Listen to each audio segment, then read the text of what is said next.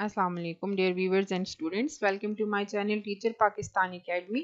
आज हम अपने चैनल पे पढ़ने लगे हैं मल्टीवेरिएट एनालिसिस और इसका हम पार्ट 2 पढ़ेंगे। पार्ट 1 का लिंक मैंने डिस्क्रिप्शन में दिया हुआ है, वहाँ से आप पार्ट 1 देख सकते हैं, जिससे आपको क्लियर होगा कि मल्टीवेरिएट एनालिसिस क्या चीज़ है या मल्टीवेरिएट एनालिसिस हम किसे कहते हैं और SPSS का इंटरफेस हम किस तरह से यूज़ करते हैं, तो वो आप पार्ट 1 में देख सकते हैं। आज की इस वीडियो में हम जाएंगे मल्टीवेरिएट एनालिसिस की कुछ टेक्निक्स पे। तो हम देखते हैं कि selection of appropriate multivariate method हम किस तरह से करते हैं। अब यहाँ पे हम डिस्कस करने वाले हैं ऑल मल्टीवेरिएट मेथड्स, ठीक है। Does at least one dependent variable exist? अगर आपकी स्टडी में कोई डिपेंडेंट वेरिएबल एग्जिस्ट कर रहा है तो आपका आंसर होगा यस। तो अगर आपका आंसर यस है तो आप जाएंगे डिपेंडेंस मेथड्स पे, ठीक है। लेकिन अगर आपकी स्टडी में कोई डिपेंडेंट वेरिएबल एग्जिस्ट नहीं करता तो फिर आपका आंसर होगा नो और आप जाएंगे इंटरडिपेंडेंस मेथड्स पे, ठीक है। अब हम एक एक करके इनको डिस्कस करते हैं। When we have at least one dependent variable, जब हमारी स्टडी में कोई एक डिपेंडेंट वेरिएबल होता है। For example, you are analysing a data set related to job applicants and their employment outcomes. तो इसमें हमारे पास डिपेंडेंट वेरिएबल कौन सा है? It is the final employment status. For example, एक बंदे को क्या हायर कर लिया गया है और he is not hired. while the independent variables include education level, years of experience, interview performance and technical skills, ठीक है। तो अगर आपके पास कोई एक डिपेंडेंट वेरिएबल है तो फिर आप डिपेंडेंस टेक्निक्स में जाएंगे, ठीक है। अब डिपेंडेंस टेक्निक्स कौन कौन सी हमारे पास मौजूद हैं? तो अगर आपके पास कोई वेरिएबल है डिपेंडेंट जो कि आपका हाइपोथेसिस कह रहा है और वो डिस्टिंक्शन दे रहा है इंडिपेंडेंट और डिपेंडेंट वेरिएबल में, तो फिर हम यूज करेंगे data techniques, multiple regression analysis, multiple discriminant analysis, multivariate analysis of variance, structural equation modelling, ठीक हो गया। दूसरी सिचुएशन हमारे पास क्या हो सकती है? When we don't have any dependent variable, instead all variables are interdependent. For example, let's consider a study on the relationship between daily exercise and sleep quality. अब देखें, स्लीप क्वालिटी और डेली एक्सरसाइज के बीच में हम interdependence देख रहे हैं, ठीक है। In a group of individuals, in this scenario we have two interdependent variables. तो फिर हम क्या करेंगे? हम इंटरडिपेंडेंस टेक्निक्स को यूज करेंगे।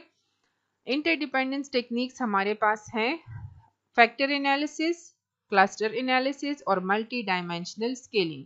अगर आपने अपने हाइपोथेसिस में कोई ऐसी स्टडी है आपकी कि आपके हाइपोथेसिस में क्लियर कट डिपेंडेंट और इंडिपेंडेंट वेरिएबल नहीं है, तो फिर हम इंटरडिपेंडेंट टेक्निक्स की तरफ आएंगे, ठीक है। अब हम ये देखते हैं, हमें ये तो पता चल गया कि भाई डिपेंडेंट टेक्निक्स कौन सी हैं या इंटरडिपेंडेंस टेक्निक्स कौन सी हैं। अब which multivariate dependence techniques should be used? जो डिपेंडेंस टेक्निक्स हैं हम उनमें से कौन सा यूज करें और कैसे चूज करें? तो यहाँ पे हम आएंगे। फर्स्ट ऑफ ऑल आपसे क्वेश्चन ये होगा, how many variables you have?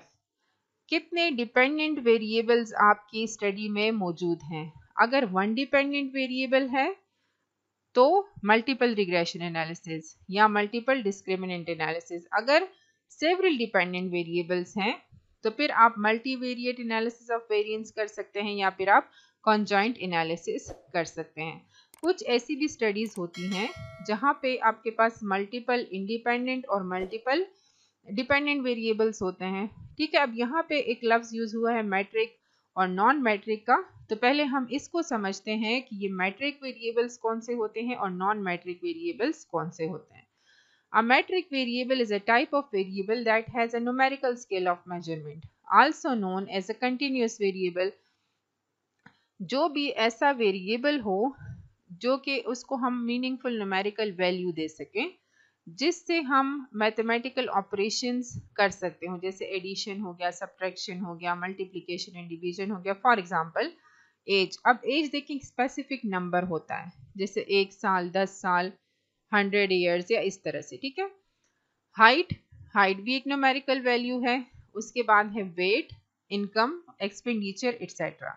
तो जब आपकी स्टडी में इस किस्म के वेरिएबल्स होते हैं जिनको हम न्यूमेरिकल वैल्यू दे सकते हैं, तो उनको हम कहेंगे मैट्रिक वेरिएबल्स। ठीक है, अब नॉन मैट्रिक वेरिएबल कौन से होते हैं? A non metric variable also referred as a categorical variable. अब इस लफ्ज से जाहिर हो रहा है कि ऑब्वियसली इसमें कुछ कैटेगरीज होंगी।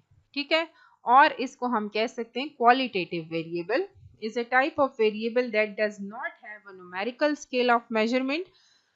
Unlike metric variable, non-metric variables cannot be expressed as numerical values.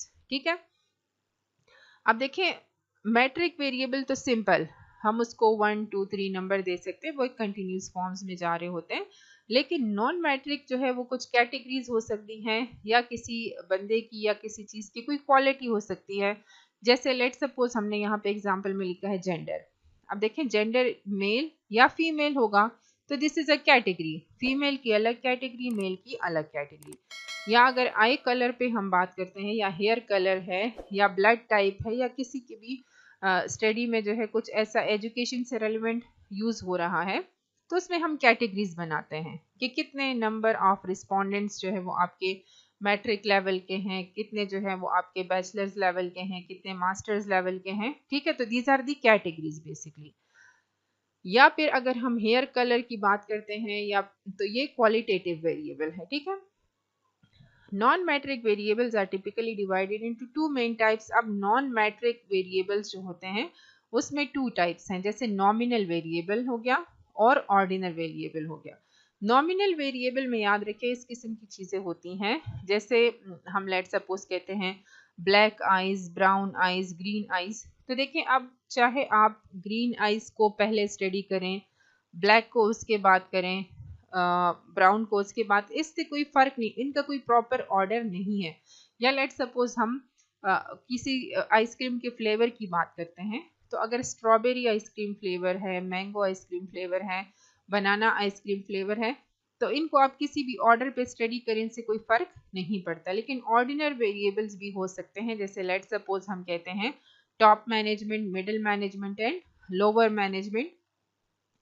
तो हम जो मिडिल मैनेजमेंट है उनको हम टॉप से ऊपर नहीं रखते, बल्कि एक स्पेसिफिक ऑर्डर में रखते हैं। ठीक है, तो होपफुली आपको मैट्रिक वेरिएबल और नॉन मैट्रिक वेरिएबल क्लियर हो गया होगा। In case of any question आप कमेंट्स बॉक्स में लिख सकते हैं।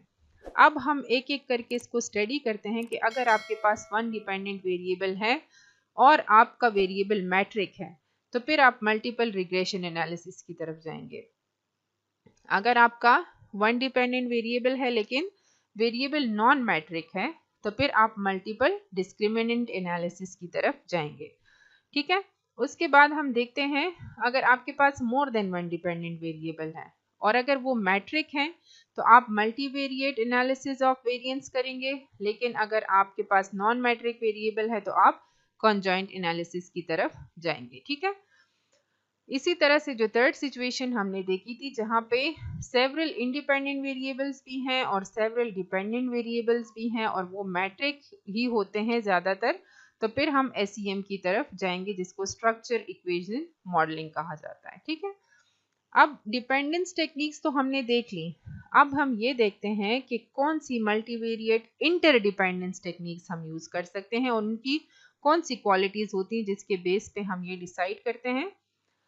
जी, अब इंटरडिपेंडेंस मेथड्स में अगर आपके पास मैट्रिक वेरिएबल्स हैं, तो फिर आप फैक्टर एनालिसिस की तरफ जाएंगे, या क्लस्टर एनालिसिस की तरफ जाएंगे, या फिर मैट्रिक मल्टी डायमेंशनल स्केलिंग की तरफ जाएंगे। लेकिन अगर आपका वेरिएबल नॉन मैट्रिक है, तो फिर आप non metric multi dimensional scaling की तरफ जाएंगे।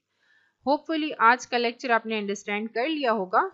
Stay tune to our channel, उसमें मैं आपको फर्दर भी फैक्टर एनालिसिस और ये सारी चीज़ें इंशाल्लाह क्लियर कराऊंगी। Stay tune to teacher Pakistan academy. Thank you so much.